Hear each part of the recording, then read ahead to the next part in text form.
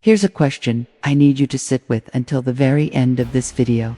What if the most honest moment two people ever shared in Hollywood wasn't romantic at all? And that's actually what makes it devastating. 4 seconds. That's the runtime of the clip. 4 seconds that got replayed millions of times, screen recorded, zoomed in on, dissected frame by frame like it was the Zapruder film. Blake Shelton, Kelly Clarkson, an award show hug. Her eyes close a beat too long. His hand doesn't rush to pull away. And the internet, which has seen everything, can't stop watching. Most people watching that clip think they're looking for a secret. They're not. They're looking for something else entirely. And I'll tell you exactly what that is. But first you need to understand what actually happened in those 4 seconds. Because you've been reading it wrong. To understand why that hug landed so heavy, you have to rewind. Not last week, not last season, years. Blake's divorce from Miranda Lambert hit country music like a power outage at the Grand Ole Opry. They were the couple, the duets, the matching award wins, the kind of love story fans genuinely build a piece of their own identity around. And then it ended with 2 sentences from 2 publicists. Here's the counterintuitive part. Most people miss. The public implosion wasn't the damage. The silence after was. Studies on grief actually show that ambiguous loss without a clear narrative, is psychologically harder to process than clean-cut tragedy. Blake didn't just lose a marriage. He lost the story he thought his life was telling. The interviews where his smile stopped at his mouth, the performances where his voice cracked in ways that definitely weren't artistic choices. He wrote about drinking too much, about filling silence with noise, about showing up somewhere and realizing the noise didn't help. He put it in songs because country music is the one genre where you're allowed to do that, where confession is the whole point. Kelly's version of the same story had different details but the same shape. Her split from Brandon Blackstock wasn't tabloid drama. It was custody battles, financial disputes, the kind of ugly that plays out in courtrooms while cameras flash outside. And here's the thing about Kelly Clarkson that people underestimate. She didn't retreat. She went into the studio and bled onto the microphone. The songs she released weren't subtle. They were furious, grieving, confused. The kind of music you write at 2 a.m. when the empty side of the bed feels like an accusation. Both of them rebuilt themselves in public, not behind closed doors, on stages, in spinning red chairs, in front of cameras that never turned off. They didn't have the luxury of falling apart privately, so they got very, very good at the performance of being okay. The smile that switches on when the lights hit, the laugh that comes a half second to faff. And here's what matters. They both recognized that mask in each other because they were wearing the same one.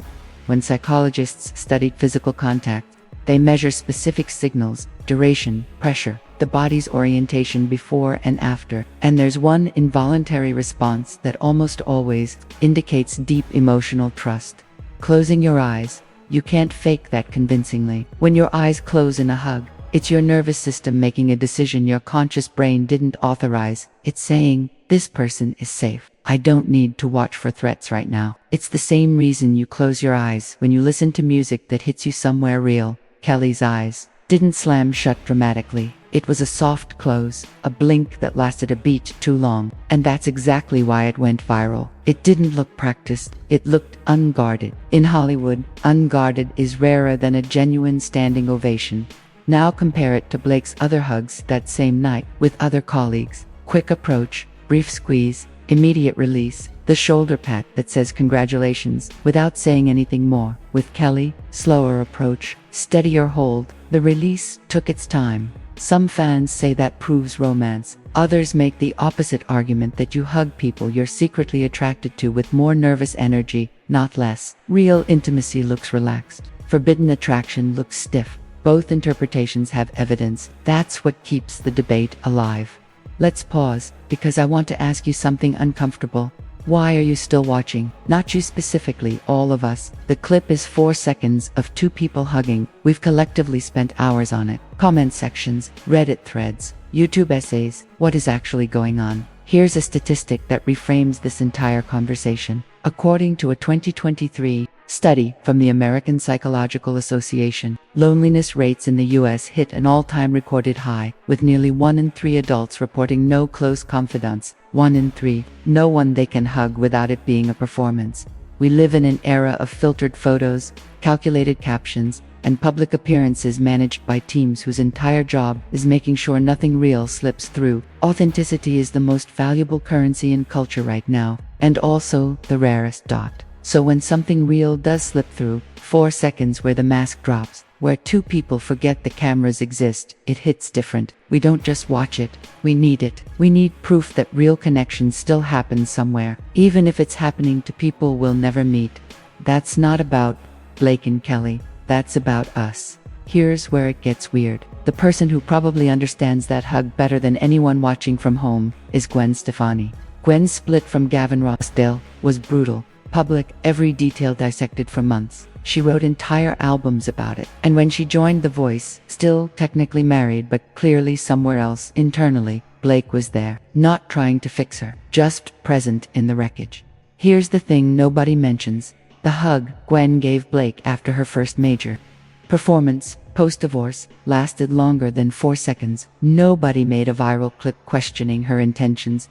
Context matters. Context is also the first thing that disappears when a moment becomes content.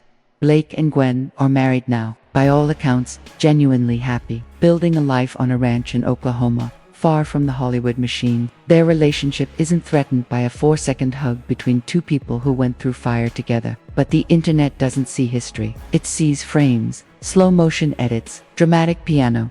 Here's the open loop I left at the beginning. The question of why we can't stop watching. When you freeze that frame, when you zoom in on her closed eyes and his steady hand, you're not actually seeing them. You're seeing every moment in your own life when you held on a half-second too long. Every goodbye that cost more than you expected. Every hug that contained something you couldn't say out loud. The clip is a mirror. What's reflected isn't their story, it's yours. That's why no statement they release will kill the conversation. That's why the comment sections keep filling up. Because the hug represents something that has nothing to do with Blake or Kelly. It represents our collective hunger for proof that authentic connection survives in spaces designed to destroy it. For seconds where two people forgot to perform, where the cameras became background noise, where neither person was checking a clock. Maybe it meant nothing beyond two friends with shared history and genuine warmth. But the fact that you can't stop trying to figure out which one that says more about your hunger than their reality. So watch it again if you need to. Slow it down. Freeze the frame. Just remember, the most beautiful part of this moment isn't what it reveals about them. It's what it reveals about all of us. That underneath the cynicism and the performance and the filtered, curated everything, we're still hoping to witness something genuine. Still searching for proof that real connection exists in spaces designed to make it impossible. That 4-second hug gave millions of people permission to feel something real, even if what they felt had nothing to do with the two people embracing. The question was never whether Kelly held on too long. The question is, why? Does it matter so much to you if she did? Drop it in the comments. And if this hit different, you know what to do.